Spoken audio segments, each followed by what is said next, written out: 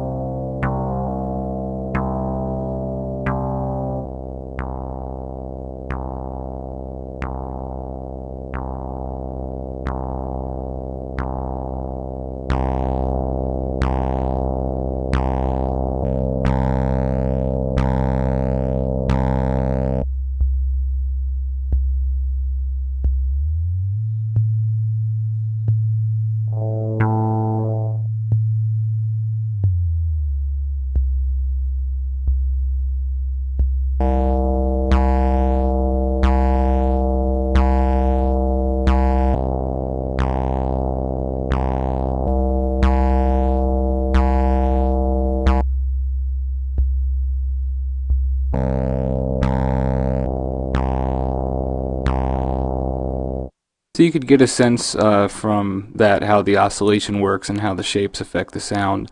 And that last one there, the question mark, allows you to load your own wave shape if you have a file for that. And of course you can use the mix knob to choose either oscillator 1 or 2, or put it in the middle for both and adjust the frequency modulation, the FM knob there as well. So now that we have a sense of how the oscillators work, I want to jump over to the envelope option down here. While the oscillator determines what tone type we get, the envelope will determine what note type we get, meaning like a short, quick note or a long, drawn-out note and so on. We'll start over here. The attack is going to tell us how quickly our note hits.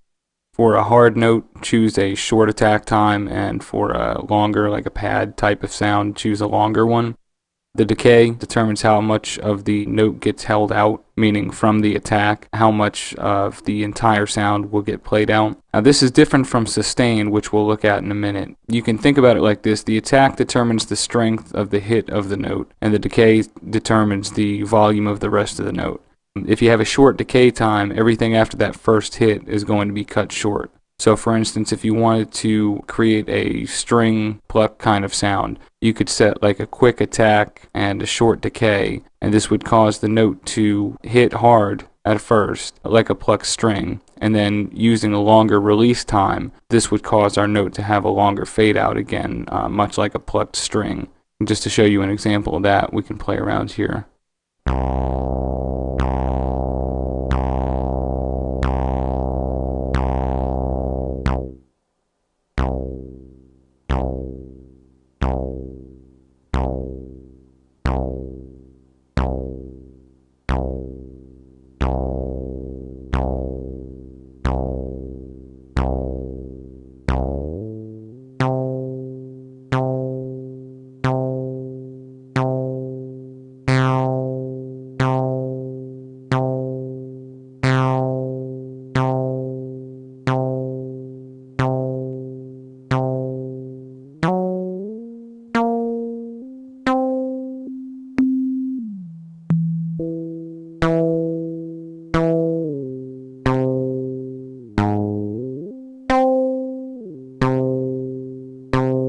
Now we were talking about release. Release just means how much time the note takes before it begins to decay after the note is released.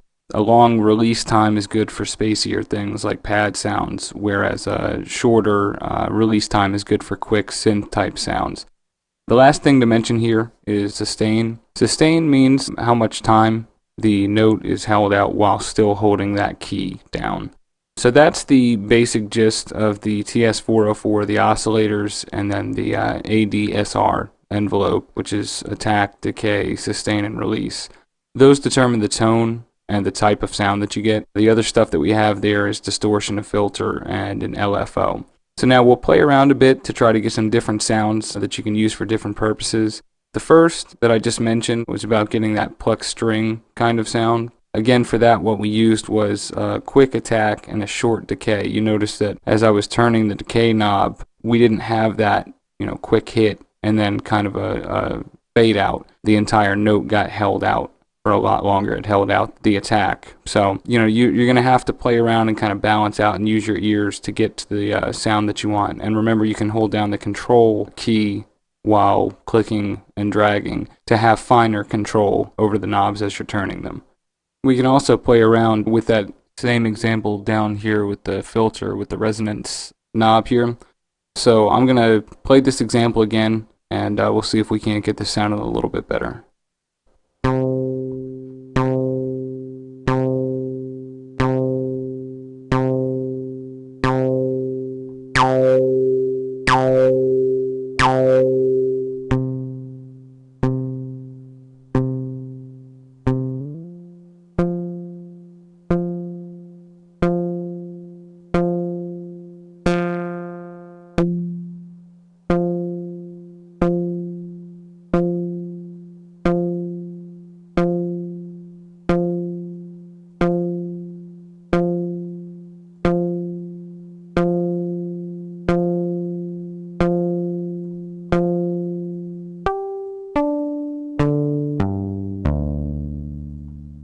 You could imagine with some reverb and maybe a slight bit of compression, you can get a really nice plucked string sound from that. Now, if you wanted to get a hard edge bass kind of sound, sort of like a TB303 kind of thing, we could actually put oscillator number 1 on a triangle shape and oscillator number 2 on a rounded sawtooth. Now we'll have to adjust the pulse width on each of these to get the right mix, and we'll put a high pass filter on, and we'll turn the cut knob down so that the lower frequencies are coming through, but we still have the buzz of the top end. And then we'll also turn the resonance up and the envelope down. We should probably also experiment with the envelope, the ADSR envelope, to get the right amount of attack, release, and sustain.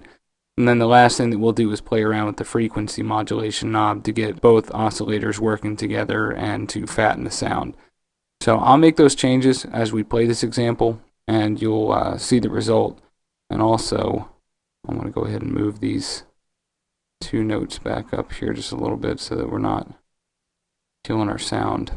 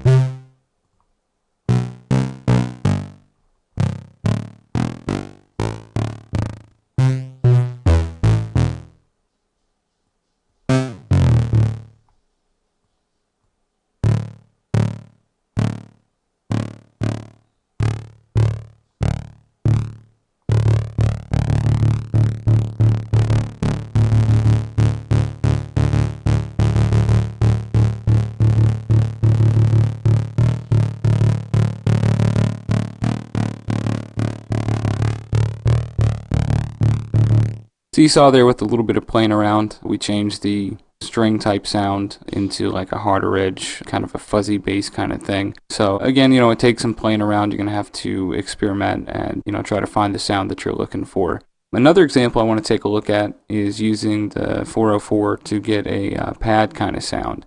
Now to do that, again, we'll have to adjust the envelope settings so that we have a long attack time and a long fade out. We can also put a mild LFO using the cut option on here to give it kind of like a phasey kind of sound. Maybe we'll put the knob at about 3/4 and the resonance at about 1/4. The last thing that we can do is play around with the pulse width of each of the two oscillators. On oscillator 1, I'll probably set a shorter pulse width, and on oscillator 2, I'll probably set a longer one. And since we're doing that, we can also play around with the coarse pitch knob to create a chord type of sound.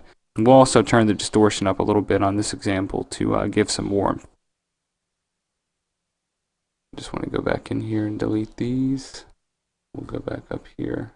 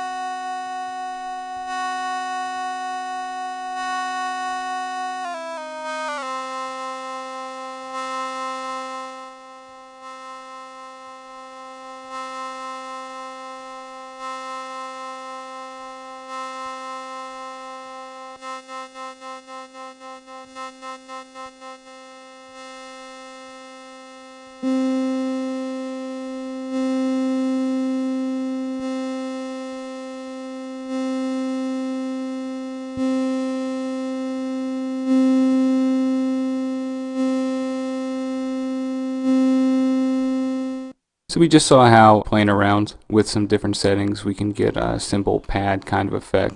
And again, the TS404 is not meant to be, very complicated synthesizer. With the two oscillators and the controls and stuff, you only have so much that you can do. But, if you're trying to get simplified electronic effects, it's definitely worth taking some time to look over. Now, this last example I want to go through is just how you can get a neat warbling kind of effect using the LFO. The cut and oscillator options are going to give us the most dramatic effect. All you have to do is turn the LFO up a decent amount and then play around with the speed knob. Now I'll go through and choose the different options, and you'll see how this creates the classic effect that's found on so many electronic tracks.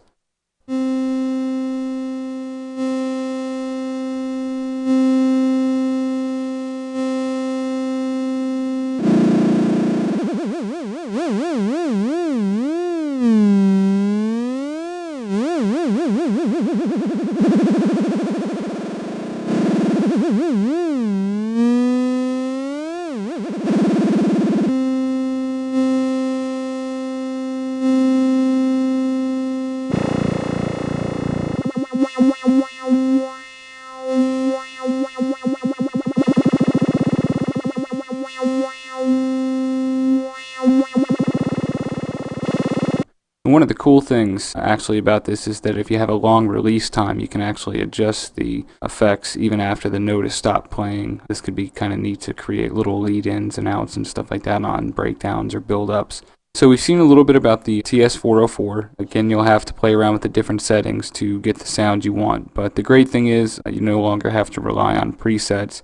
Knowing the basics of synthesis is important because when you're making your own music, you don't want to always have to rely on the sounds the company gives you all the time, because that means that anyone who owns the same software can create the exact same song with the exact same sound. So I hope you enjoyed the tutorial, and I hope that you feel a little bit more confident about tackling sound design, and I will see you in the next tutorial.